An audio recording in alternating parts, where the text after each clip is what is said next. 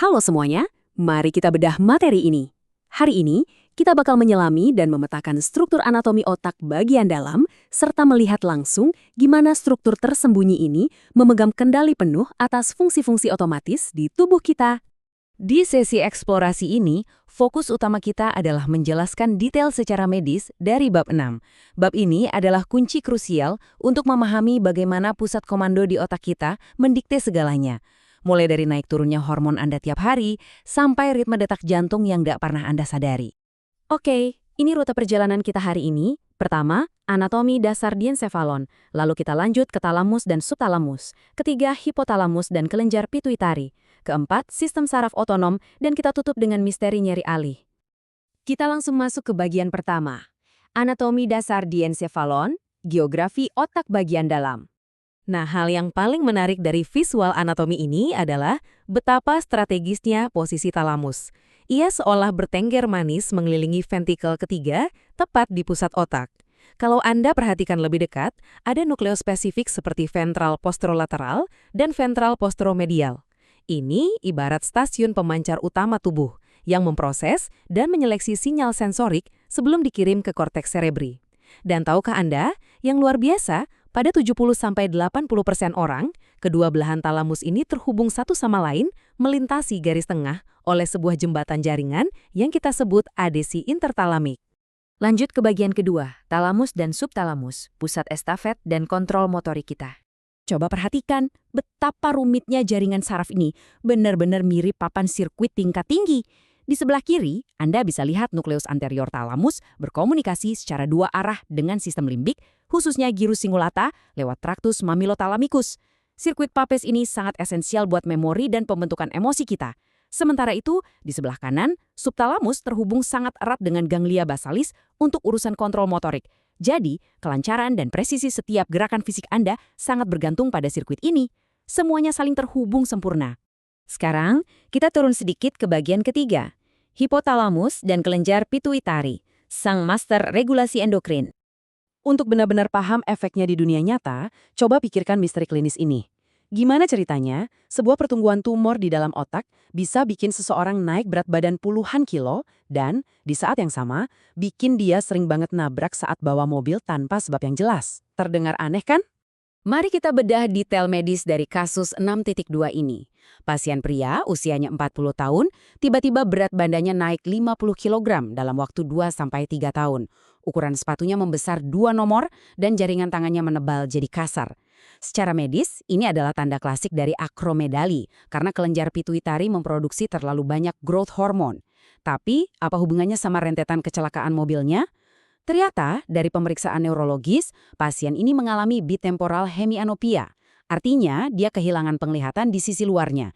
Jadi dia secara harfiah buta terhadap mobil yang mendekat dari sisi kiri maupun kanan. Dan visual ini dengan brilian mengilustrasikan akar masalahnya. Kalau Anda lihat MRI di sana, ada tumor pituitari yang sangat masif. Sebuah makroadenoma yang mendesak naik keluar dari sel tursika. Dari sisi endokrin, tumor ini mengacaukan sekresi hormon yang memicu perubahan fisik ekstrim tadi. Tapi secara mekanis, massa yang membesar ini menjepit kiasma optikum tepat di garis tengah. Jepitan inilah yang merusak serabut saraf retina nasal yang menyilang di area tersebut. Terputusnya sinyal inilah yang memotong transmisi visual, sehingga pasien kehilangan penglihatan sampingnya secara bilateral. Efek domino klinis yang sangat memukau, bukan? Oke, kita beralih ke bagian keempat, sistem saraf otonom, duel antara simpatis versus parasimpatis. Di bagian ini, kita melihat sistem keseimbangan tubuh yang tiada henti. Bayangkan ini seperti tarik ulur yang presisi. Di satu sisi, ada sistem simpatis, dan di sisi lain parasimpatis. Ambil contoh kontrol pada pupil mata kita. Serabut saraf simpatis yang asalnya dari segmen tulang belakang torakal T1 sampai T2 berjalan naik ke ganglion cervical superior untuk merangsang otot dilator agar pupil melebar atau midriasis. Sementara itu, sistem parasimpatis yang bersumber langsung dari nukleus Edinger-Westphal di otak tengah bertugas sebaliknya, merangsang otot sphincter pupil memicu miosis atau penyempitan pupil. Regulasi detail inilah yang menjaga penglihatan dan homeostasis kita tetap optimal di setiap detiknya. Terakhir, kita masuk ke bagian kelima. Misteri nyeri alih, alias bahasa bersama tubuh kita. Secara medis, fenomena revert pain atau nyeri alih ini krusial banget. Konsepnya begini, Ketiga organ dalam Anda, sebut saja jantung, mengalami iskemia atau kerusakan jaringan, Anda justru nggak selalu merasakan sakitnya di dalam rongga dada. Korteks sensorik di otak Anda malah menerjemahkannya sebagai rasa sakit yang diproyeksikan di permukaan kulit, otot, atau dermatom tertentu. Kenapa bisa begitu?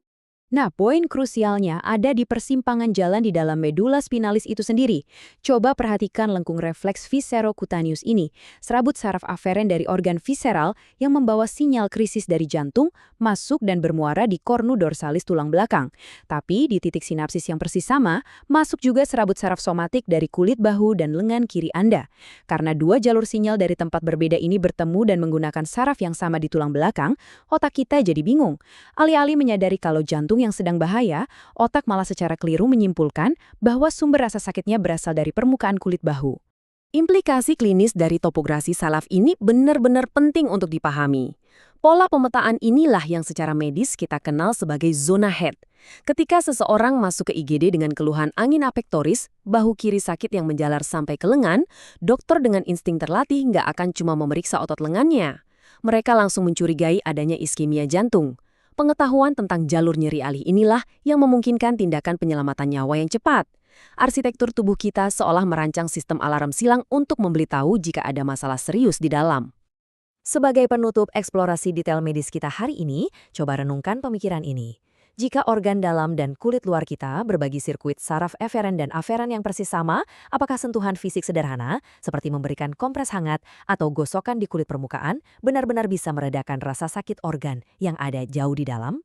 Secara neurofisiologis, hal ini sejalan dengan gate control teori. Sentuhan di kulit bisa mengaktifkan serabut saraf besar yang efektif menutup gerbang sinapsis, menghalangi sinyal nyeri organ dalam untuk naik ke otak. Intervensi luar yang sederhana terbukti bisa mengendalikan krisis internal tubuh. Desain sistem saraf kita benar-benar terhubung dengan cara yang sangat cerdas dan luar biasa. Terima kasih sudah membedah materi anatomi yang menakjubkan ini bersama saya.